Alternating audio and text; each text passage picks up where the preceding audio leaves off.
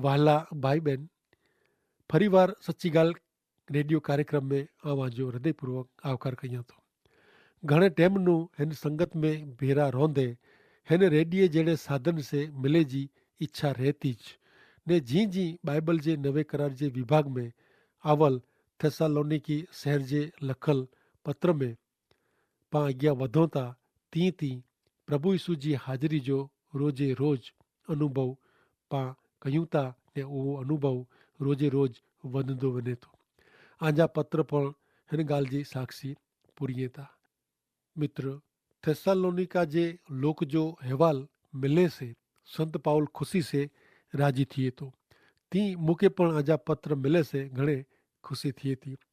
गए कार्यक्रम में पा सोयो वो ती पवित्र आत्मा रोज पामे कम करे अड़ी पाके इच्छा साथे प्रार्थना करनी खपे, जेथी करी पवित्र आत्मा जा फल प्रेम, आनंद, शांति, धीरज, मायाळु स्वभाव, भलाई, नम्रता, वफादारी ने संयम पामे अची सके।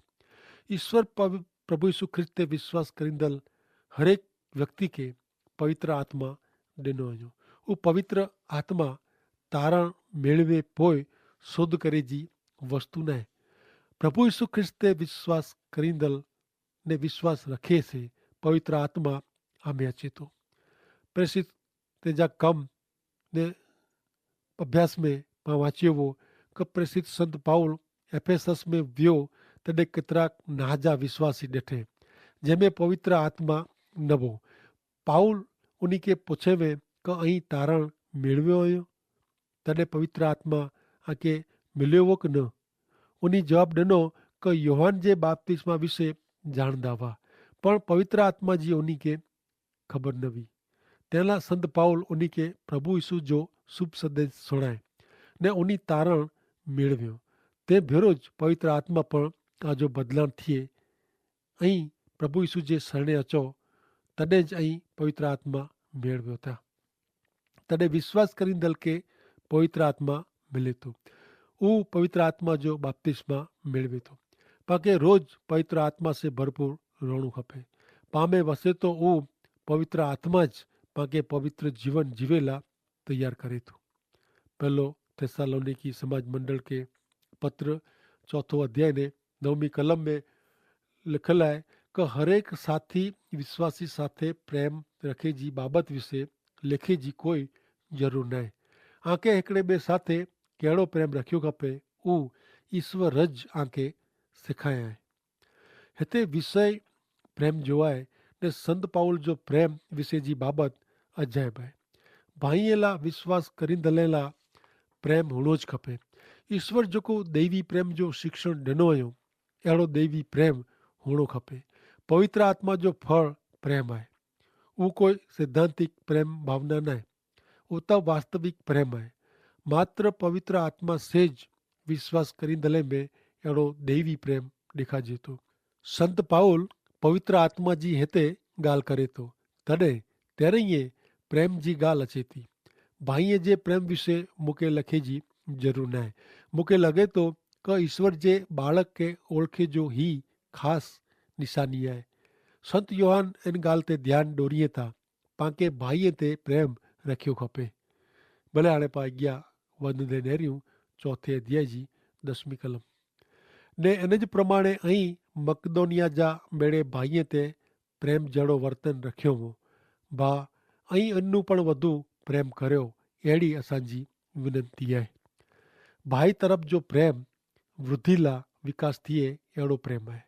उहो सची ॻाल्हि आहे कि घणे संत प्रेमी वे नथा। को हिन हक़ीक़त जो गीत में वर्णन कयो आहे। मथे रोणू संत साथे प्रेम में कहिड़े गौरव जी आई ही ॻाल्हि, पण जाण उन संत जे साथ में वसणू उहा आहे हिते ख़ासी ॻाल्हि। ही थेसालोनिका जा लोग भाईअ ते प्रेम रखंदा हुआ, पण उन्ही जो प्रेम बरोबर न हो। इनमें वधू प्रेम ज़रूरी हो। संत में व्यक्तित्व जे बाबत में वॾपण में ने इन विषय संघर्ष थिए उहो चौकस आहे। अहिड़े लोग के घणे टाइम भेरो रोअणो ख़ासो न आहे, अथवा हिकिड़े ॿिए जे हथ में हथ रखी हलणो पण उन लाइ ख़ासो आहे न। आउं प्रभु जे हिकिड़े बालक खे ओळखां थो। उन जी रीत मूंखे जरा पण पसंदि न आहे, छतां आउं प्रमाणिकता से चई सघां थो त उन खे प्रेम कयां थो। प्रभु यीशु ख्रिस्त खे लोक वटि रजू करे में कदाच ॿिया उन जेतिरा ख़ासा न हूंदा। हिन ख़ासि गुण जे कारण आउं उन खे प्रेम कयां थो। भाईअ में माटे जो पंहिंजो प्रेम सची कसोटी आहे। आके कसोटी कहिड़ी वे क ऐं विश्वासी आहियो क न, त ही मिड़ीनू ख़ासी कसोटी आहे। कोरो ऐं भाईअ खे प्रेम करियो था। नेरियूं चौथे अध्याय जी 11वीं कलम। शांतिमय जीवन जीवे जी आशा रखो, धीअ रखो, पंहिंजे कम में रहो ने असीं आके अगाऊ जणायो तीं ऐं जाते भरण पोषण करियो। शांति से जीवन जीवे जी इच्छा रखो, ही महत्व जी आज्ञा आहे। अॼु त ॿोले जी कला सिखाए अहिड़ी घणे संस्था हले थी। मूंखे लॻे थो त शांत रहिजो सिखाए अहिड़ो अभ्यास पण हुअणो खपे। घणे संत खे अहिड़े शिक्षण जी ज़रूरत आहे। हिकिड़ी भेण ॿई भाषा ॿोलदड़ हिकिड़ी सभा में विया। आगेवान खे लॻो का उन खे ॿई भाषा ॿोले जी इच्छा आहे। तंहिं उन खे पुछियो का आके अलॻि अलॻि भाषा ॿोलणी आहे। उहो भेण जवाबु ॾिनो, न हारे न, हेवर मूंखे जिन विषय जो ज्ञान आहे इनू 40 फुट ओछो ॿोले जो ॼाणदी वाह त ख़ासो। पांखे शांत रहिजो सिखे जी ज़रूरत आहे। पांखे आज्ञा ॾिने में आवई आहे, आजे कम में मंडिया रहो। ही हिकिड़ी ख़ासी आज्ञा आहे। इन जो अर्थ आहे पंहिंजे कम में ध्यानु रखणो, ॿिए कम में दख़ल कहिड़ी न। तो जो ध्यानु ठिकाणे रख। अहिड़ो आउं छोकिरे तरीक़े माता पिता वटां सुणंदो हो, ॿिए कम में मथो मारियो न। घणे ख़ासी सिखामण आहे। संत पाउल 11वीं कलम में चए था क असीं आके अगाऊ जणायो तीं जाते महिनत કરીને भरण पोषण કર્યો। એટલે કે पंहिंजे जेको ज़रूरियात आहे, भरण पोषण आहे, इन માટે पिंड महिनत કર્યો। आउं मञा थो क हरेक विश्वासी कोई न कोई अहिड़ो कमु कयो खपे जेથી ईश्वर जो महिमा वधे ने ॿिए पण गमे। 12वीं कलम में पहलो थेसालोनिकी 4 अध्याय ने 12वीं कलम में पाण नेरियूं तो इन प्रमाणे लिखल आहे क इन प्रमाणे जेको विश्वासी नहीं उन्हीं तरफ से पण आके मान मिलदो ने आके आजी ज़रूरियात ला ॿिए ते आधार रखणो पवंदो न। ॿिए शब्द में जेको विश्वासी नहीं उन्हीं बेरा प्रमाणिकता से हलो। अॼु पण ईश्वर जे संत के प्रमाणिकता से हले जी ख़ासि ज़रूरत आहे। जो अप्रमाणिक रीते हलो त पंहिंजो न्याय ईश्वर करींदा, उहो निकी आहे। हाणे प्रभु जे आगमन विषय प्रभु जे वचन जे विभाग में हिन पत्र में अचूं था। इन में प्रभु यीशु ख्रिस्त जे अचे जी झड़प ने इन जे परिणाम जी गंभीरता जो शिक्षण ॾिने में आयो आहे। इन जो अर्थ ख्रिस्त जो वहलो अचणो अहिड़ो थिए नथो। प्रेसित पाउल अहिड़ो अर्थ जो शब्द प्रयोग करे नथो। प्रभु यीशु ख्रिस्त जो आगमन जपाटे थिए वारो आहे। इन जो अर्थ उहो आहे क उहो हाणे अचे जी तयारी में आई अथवा ईश्वर जे कार्यक्रम जी यादि में ही बनाव हाणे ॿिजे क्रम में अचे थो। प्रेसित संत पाउल चोखो चवनि था क प्रभु यीशु ख्रिस्त जो आगमन जपाटे आहे। प्रभु जे आगमन के ॾींहं जो पां जेको जीरा हूंदासीं उहो जेको मरी विया आहियूं उन करता अॻियां वेंदासीं, अहिड़ो आहे ज न। संत पाउल अहिड़े मञंदो हो क लोक प्रभु यीशु ख्रिस्त उन जे जीवन काल दरमियान पण अची सघे, पण प्रभु यीशु ख्रिस्त पाउल जे जीवन दरमियान अचींदा अहिड़ो मञंदो न हो।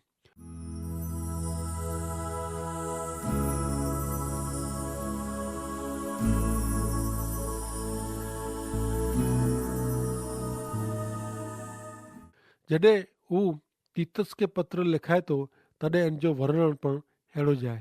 नेरियो तीतस के पत्र 2 अध्याय ने 13वीं कलम में लिखल आहे क पंहिंजा महान ईश्वर ने उद्धारक यीशु ख्रिस्त जो महिमा प्रगट थींदो उन धन्य ॾींहं जी आशा जी वाट पां नेरी रहिया आहियूं। प्रेसित संत पाउल वृद्ध थींदो वियो तीअं तीअं हू यीशु ख्रिस्त जे आगमन विषय पंहिंजो वलण बदिले अहिड़ो आरोप केतिरा लोग कनि था। यादि रखो क थेसालोनिकी समाज मंडल के लखल पत्र बीजे पत्र करता घणे वहेलो लखायलु हो। कोरो इन बाबत में संत पाउल पाटली बदले में जॾहिं पाउल फिलिपिय के पत्र लिखे तॾहिं उहो रोम जी जेल में हो ने घणे वृद्ध थी वियो हो। उहो फिलिपी 3 अध्याय ने 20वीं कलम में लिखे थो क पां स्वर्ग जा नागरिक आहियूं ने पंहिंजा उद्धारक प्रभु यीशु ख्रिस्त स्वर्ग में जा पाछा अचे इन जी पां वाट नेरी रहिया आहियूं। हाणे अॻियां वधंदे नेरियूं पहलो थेसालोनिकी समाज मंडल के लखल पत्र 4 अध्याय ने 17वीं कलम। तंहिं पोइ पां उन टाणे जेको जीरा हूंदा उन्ही के उन्ही भेरा आकाश में प्रभु के मिलेला वॾर ते कोठी वेंदा ने ई पां हमेशा प्रभु साथे हूंदासीं ने वॾर ते कोठी वेंदा। तें लाइ ग्रीक शब्द हारिया जो वपरायो आहे। इन जो अर्थ उचकाए विञणु अथवा ओचीतो जलाए विञणु, उपाड़ी गिने अथवा अति आनंद मज़ा में अचणु अहिड़ो अर्थ थिए थो। बाइबल अहिड़ो सेखारे थो क यीशु ख्रिस्त ते विश्वास करींदड़ प्रभु के आकाश में मिलेला वॾर में मथे उचकाई वेंदा। संत पाउल समाज मंडल उचकाए विने इन विषय आनंद से चए थो। हिते मूल मुद्दो उहो आहे क ही बनाव गमे उन टाणे बनी सके ने उहो ईश्वर जे कार्यक्रम में बीजे क्रम में अचे थो।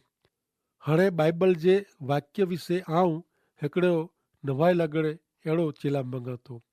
उहो क हिते मुख्य मुद्दो उचकाए वञणु इन विषय न आहे। प्रेसित संत पाउल सचो चओ तो उन सवाल जो जवाब ॾेई रहिया आहीं क वॾर में उचकाए वञे जो प्रसंग बने ते अगाउ मरी विया आहीं उन्ही जो कुरो थींदो। ही सवाल थेसालोनिकी जे समाज मंडल जे विश्वासीअ लाइ कुलाए घणे महत्व जो हो। उहो जाणे ला पांखे हिन पत्र जो पहले जो समय ॾियणो खपंदो।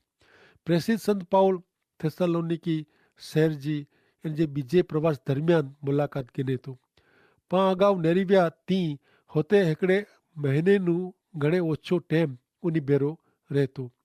एतिरे टूके गारे में उहो हिमालय जहिड़ो वॾो कमु कयईं आहे अहिड़ो चवाजे। उहो प्रचार जो कमु कयईं। लोग प्रभु यीशु ख्रिस्त के स्वीकारियो ने संत पाउल हुते विश्वासीअ जो समाज मंडल स्थापे। इन से समाज मंडल जे नवे लोक के प्रेसित संत पाउल घणे मोघम विश्वासी सिद्धांत सेखारे अरे वॾर में उचकाए वञे जे बारे में पण शिक्षण ॾिने। हिकिड़े महीने जे निढे विश्वासीअ के संत पाउल अहिड़ा मोघम सिद्धांत सेखारे। उहो जाणे अधूरो वे ई संत पाउल बीजे पत्र में था इनू पण घणे मोघम ॻाल्हियूं लिखे थो। महाआपत्ति काल विषय ने पाप जो माड़ू एतिरे ख्रिस्त विरोधी विषय पण संत पाउल उन्ही के लिखे थो। नवे विश्वासीअ के भविष्य वचन जी ॻाल्हि न कहिड़ी उहो घणे मूर्खाई आहे।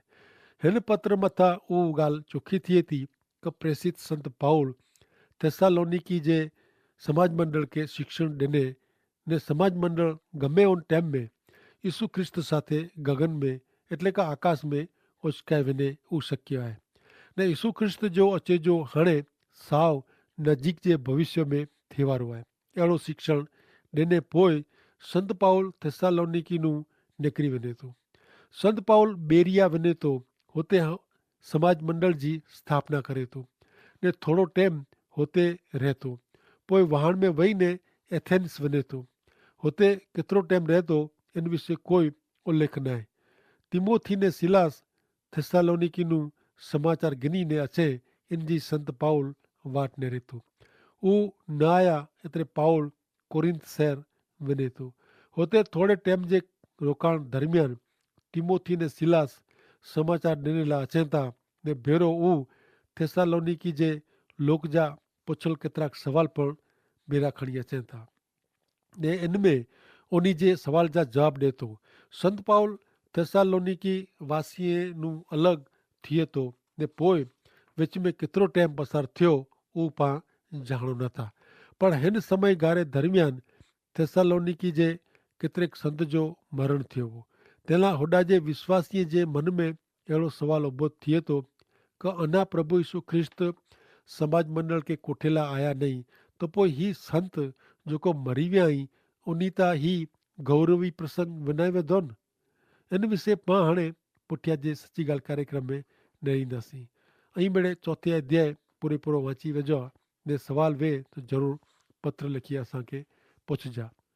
मित्र, जीअं थेसालोनिकी समाज मंडल जा लोग अलॻि अलॻि प्रश्न ने सवाल पाउल खे पुछंदा हुआ ने बाइबल जे नवे करार ऐं झूने करार जा जेको मुख्य मुद्दा हुआ इन विषय संत पाउल जीअं थेसालोनिकी समाज मंडल खे जवाबु ॾींदो हो अने उन खे जेको मुंझवण हुई इन विषय सेखारींदो हो तीअं ऐं पण इन ॿिया संबंधी कोई प्रश्न वे त असांखे ज़रूरु पुछजा, तव्हांखे जवाबु ॾिने में अचींदा।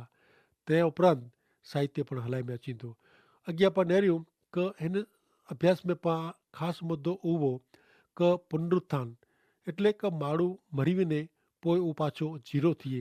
ई सवाल हिन समाज मंडल जे लोक खे हिकिड़ो मुंझवण भरियो सवाल हो क ही कहिड़ो बनंदो जॾहिं उनजा संत जेको प्रभु यीशु ख्रिस्त जे बारे में सोयो न हो उहो मरी विया ने उन जो हाणे कोन थींदो उहो उन जे मन में प्रश्न मुंझाईंदो हो। इन विषय उहो संत पाउल खे पुछे वारा हुआ। उहो पाण अॻिले कार्यक्रम में विगतवार सुणंदासीं। पण आके हिन अभ्यास संबंधी कोई सवाल वे प्रश्न वे त ज़रूरु असांखे कागल लिखिजा, कारण के पाण पुछूं त ज पाण खे विगतवार सवाल जा जवाब मिले था। कारण के पुछे से पंहिंजी मुंझवण पंहिंजी शंका छेटी थिए थी ने पाण खे सत्य सम्झाइजे थो। प्रभु जो मार्ग में पाण हलूं तॾहिं घणे पाण खे मुंझवण थिए अहिड़ा सवाल अचनि था। कारण के ज़िंदगी में पाण सोयो न आहे, ज़िंदगी में पाण कॾहिं ॾिठो न आहे, अहिड़ो हिन वचन में पाण खे सुणे लाइ मिले थो। तॾहिं घणे बार पाण खे अजाब जहिड़ा प्रश्न मन में उभा थिए था क ही किन रीते बनियो त ही किन रीते बनी सघंदो। जब पाण पुछूं त पाण खे विगतवार जवाब मिले। ईश्वर पवित्र आत्मा जा ही मिड़े बाइबल लिखण से आके घणे प्रश्न थिए उहो स्वाभाविक आहे। कारण के प्रभु जो मार्ग उहो प्रभु जो मार्ग आहे ने प्रभु जा वीचार उहो प्रभु जा वीचार आहिनि ने पंहिंजे वीचारનું प्रभु जा वीचार अलॻि आहिनि ने पाण पंहिंजे वीचार प्रमाणे जॾहिं वीचारियूं था तॾहिं पाण खे हमेशह ठोकर खणी पए थी ने पाण हमेशह सत्य નું छिटा रहूं था। पण जॾहिं पवित्र आत्मा से पाण वीचारियूं था तॾहिं पाण खे मिड़े सत्य सम्झाए लाइ पवित्र आत्मा पाण खे ॾोरे थो ने सम्झण पण ॾिए थो। अॼु जे कार्यक्रम में पाण जेको सिखिया इनमें आके घणे प्रश्न वे त ज़रूरु ऐं कागल लिखी पुछंदा तव्हांखे जवाबु ॾिने में अचींदो। तंहिं उपरांत आध्यात्मिक साहित्य प्रेम संदेश बाइबल जा वटि नवे तव्हां मंगाए सघो था ने अन्य पुस्तक पण आके ॾिने में अचींदा। पण ज़रूरु आहे आके कागल लिखीने पुछिजी ने साहित्य मंगाइजी। मित्र, आजे कुटुंब में परिवार में जेको बीमार वे तो पण ई कागल लिखी सघो था। आला ईश्वर पिता खे प्रार्थना करे में अचींदी ने ज़रूरु प्रभु ख़ासो करींदा ने आजी ॿई का मुंझवण मुसीबत संकट समस्या वे त उहो पण जणाइजा। आला प्रार्थना करे में अचींदी ने प्रभु ख़ासो करींदा। भले मित्र, अॼु जो कार्यक्रम पंहिंजो हिते समय कार्यक्रम जो पूरो थिए थो। अॻिले कार्यक्रम में पाण ईश्वर कृपा से वरी मिलंदासीं। पण जेको आउं जणायो उहो ई ख़ासि यादि रखिजा ने अञा घणे अहिड़ा आहिनि जेके हिन कार्यक्रम विषय ख़बर नथी पए त उन खे पाण ई जणाइजा। उहो पण हिकिड़ी वॾी शेवा लिखंदी। कारण जॾहिं पाण खे जेको लाभ थिया आहिनि उन जा पाण ॿिए खे जणायूं था वधायूं था त ईश्वर पिता पाण ते राज़ी रहनि था ने उन जो आशीर्वाद पाण खे मिले थो।